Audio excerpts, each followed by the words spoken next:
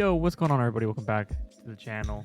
Today I got you guys a quick little video just on some tips that and I suppose tricks that I use to help me deal with Lurker Nydus. This is probably stuff they might have seen already, perhaps in pro games or if you watch my stream. I do this a lot, and it's basically two things. It's going to be using bunkers to hold units in position. As somebody who F2s, this works great for me. So if you use F2, it's probably going to help a lot. And then the other thing is siege tanks, right? Obviously, siege tanks, as soon as they start shooting at the Nydus, they can actually kill it before it finishes. So those are the two things we'll be using. And I have this example here of a late game TVZ that I played against a 6.2k European Zerg.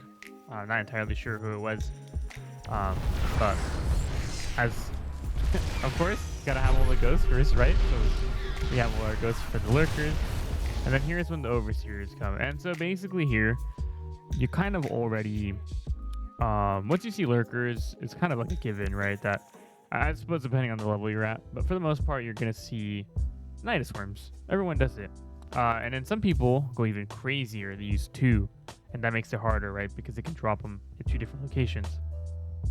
So I don't see the first one, or rather I don't have things in position already to immediately deal with the first one.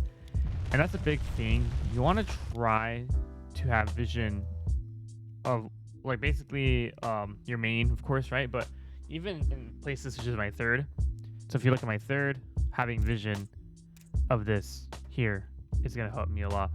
And the reason why is because at least if you have it, it makes it a little bit easier to see the Nydus, right? So start in your main or something like this. I immediately just F2 to defend this. As you can see, there's my click right there.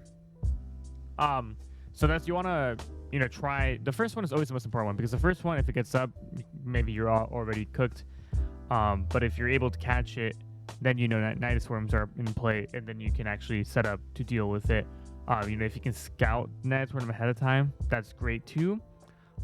If otherwise, though, maybe the best thing you could do is to already kind of like preemptively do one of the steps that I'll mention in this video. So thankfully Marauder comes out here, and Marauders do tons of damage against this.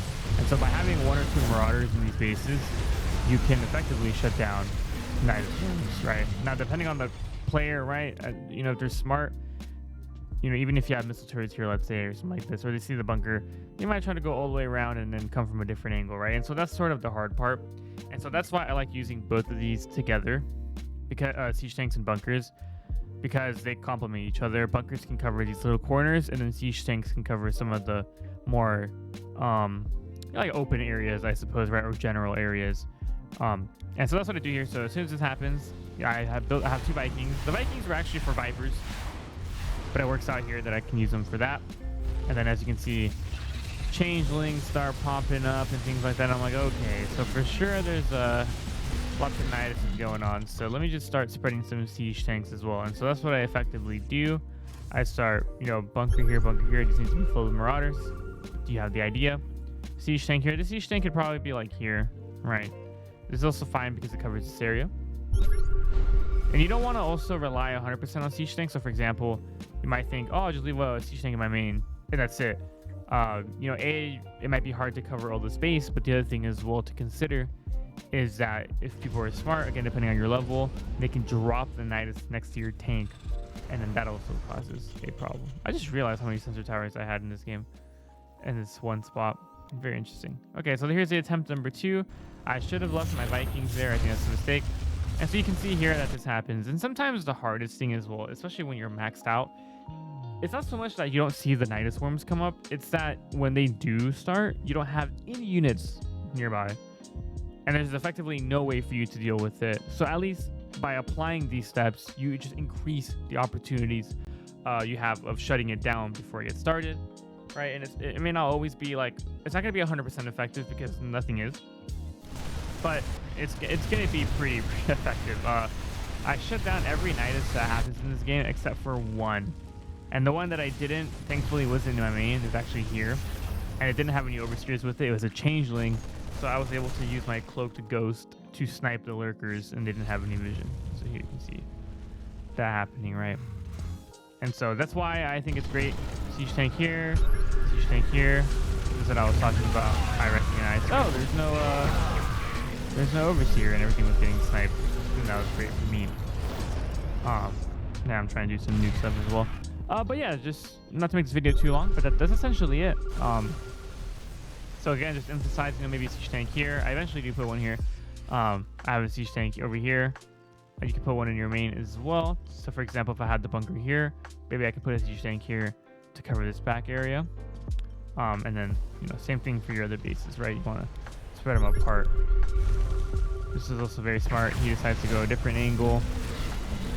Again, thankfully, like going through the middle like this, it gives me way more time to see it because I can, starting from here, it shows up on the mini map, right? So there's a long amount of time and a long travel time it has to take. That gives me the opportunity to scout it.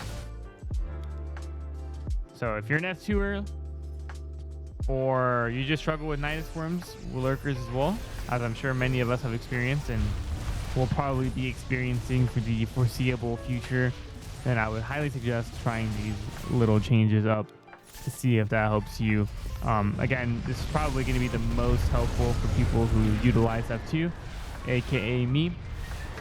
But yeah, it's great. It saved me a ton. You can see me. I'm just going to start setting these up. One in the main.